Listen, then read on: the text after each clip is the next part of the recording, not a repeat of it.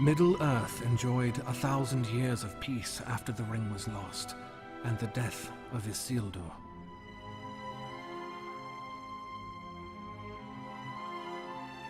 But Sauron was not dead, only cast to the shadows. In time, evil once more began to move. Arnor, the North Kingdom of men, ruled by the heirs of Isildur. This land of passion and promise is waylaid by men's inability to set aside petty differences. And so it was that civil strife weakened the Dunedain and broke the land into 3 realms. Rudor, the smallest and weakest of the Dunedain kingships. Cardolan, guardian of the ancient Barrow Downs, where the forefathers of the Dunedain lay entombed. And Arthedain, the most powerful of the northern realms, still ruled by Isildur's heirs from its capital at Fornost. It was during the reign of the 8th king of Arthedain that evil began to multiply in Angmar, a twisted, frozen land that lay north beyond the Ettenmoors and home of the Black Númenóreans. Among them, a sorcerer of great power arose, known only as the Witch King. He has taken up his iron crown for a single purpose: to destroy the Dunedain and their kingdom of Arnor. Before Arnor can be invaded, the Witch King needs a symbol to unite Angmar's proud and willful denizens. Legends say that here in ages past loomed a great fortress of the ancient darkness, its ruins dark and silent in the mountains. Rebuilding this bastion will secure the Iron Crown's dominion over the Black Númenóreans and the northern troll tribes.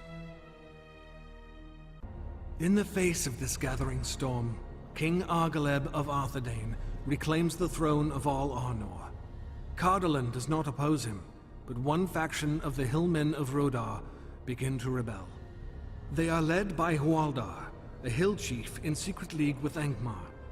Moving to crush this resistance, Argaleb has Hualdar seized and moves into Rudar. But Angmar, its power ready, advances into the weakest of the Dunedain realms. Thus, one man's lust for power has given the Witch King an opportunity, and he will seize it with both hands. King Argaleb is slain, his hope for a unified North Kingdom shattered with his pride in the ruins of Rudar. Hualdar takes his place as a leading commander serving the Iron Crown, while his people provide more minions for the Thrall Masters. But despite their wounds, the Dunedain are not without power. The fortified Weather Hills and fortress at Aman-Sul stand as a shield protecting Fornost and the heart of Arnor.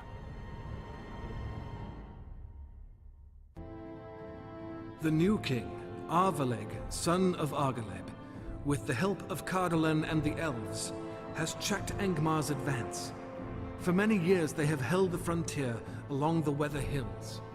Using the power of the Palantir of Aman-Sul, Arvaleg has foiled every attack and stratagem. The Witch King must now undertake a daring and dangerous strategy: a direct assault on the fortress of Aman-Sul.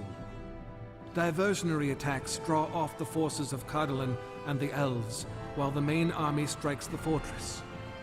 Although not the largest bastion in Middle-earth, Aman-Sul is host to a mighty power, the Master Palantir of the North. Aman-Sul is laid to ruin. With its garrison reduced, the great bastion of the North could not withstand Angmar's rage. But Angmar's victory is not complete. Arvaleg has escaped Aman-Sul with a prize that the Witch King covets over all others. The fall of Aman-Sul is a terrible blow to the will of the Dunedain. However, a brave band led by Arvaleg has fled the fortress with the Palantir, heading back toward Fornost. Angered by its escape, the Witch King dispatches the lieutenant of Khan Dum with orders to retrieve the stolen orb.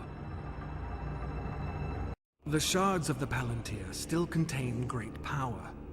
For many centuries, the Black Numenorians have dabbled in the dark arts. Now, these sorcerers have a focus to enhance and concentrate their power, unleashing a new terror upon Arnor. The destruction of Amansul and its Palantir crippled the army of Arthedain, but Fornost still stands. The army and the people are prepared to defend the city to the bitter end. But the Witch King cannot commit his army to a siege at Fornost with an enemy free to attack his rear. For the army of Cardolan was not at Amansul and is still in the field. A way must be devised to make them fight on ground of the Witch King's choosing. The Witch King orders his proven lieutenants, Waldar and Rogash, to seize the most sacred ground in Arnor, the Barrow Downs. With the hallowed graves of their ancestors and kings at risk, Cardolan will be forced to battle. On these grounds, Angmar can bleed them white, clearing the path for final victory.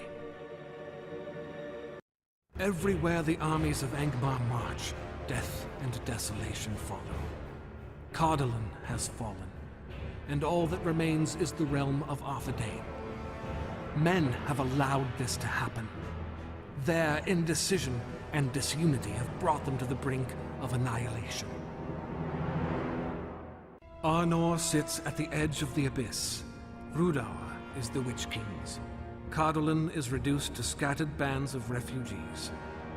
Only Fornost stands between Angmar and total domination of the North. Or so it appeared. The attack on Rivendell has united the elven strongholds. Now, the elves of Lindon, Rivendell, and even Lorien march against Angmar. They are intent to drive a sword into the heart of Angmar that would last an age. The Witch King's cunning matches his cruelty.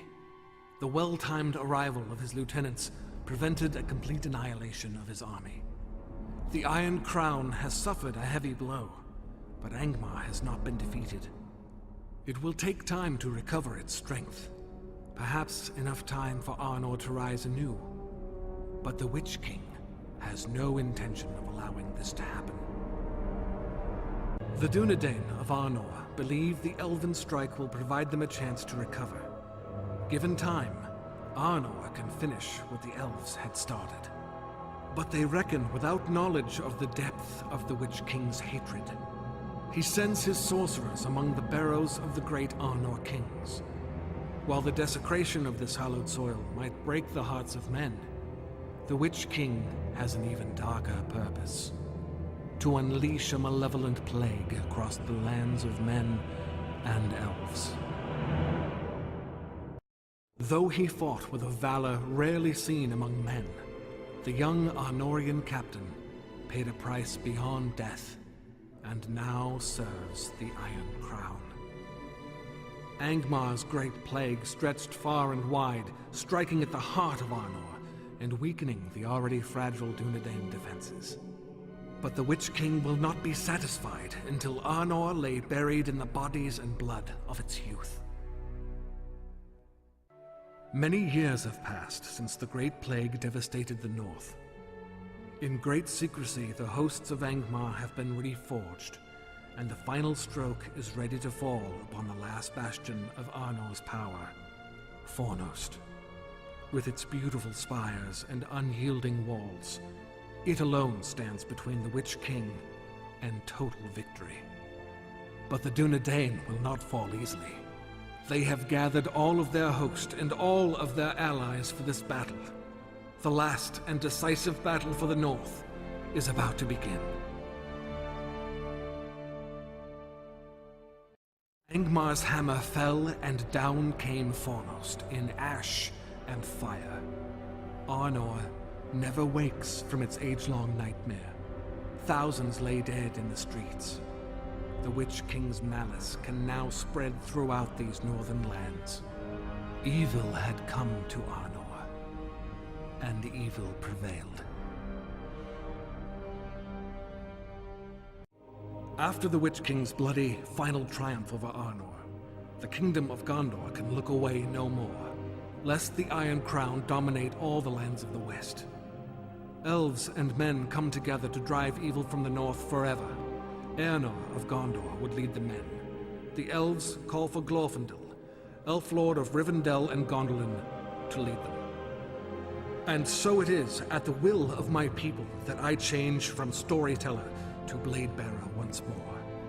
I ride, Elrond at my side, under Arnor's banner. Elves and men together will drive evil from the north forever. We will not merely push the Witch King back to his lair of Carn Dûm, as we had foolishly done before. We intend the total destruction of Angmar. And this time, it will be so.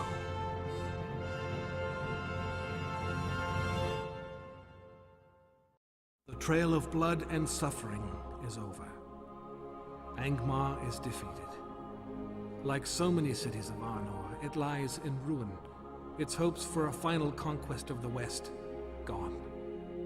Middle-earth rejoiced.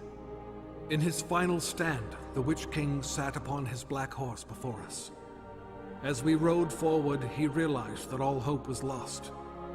His terrifying scream of rage sent the chill of winter down our spines, as he turned and fled into the shadows. Arnor struck out to chase him down, but I then realized his power.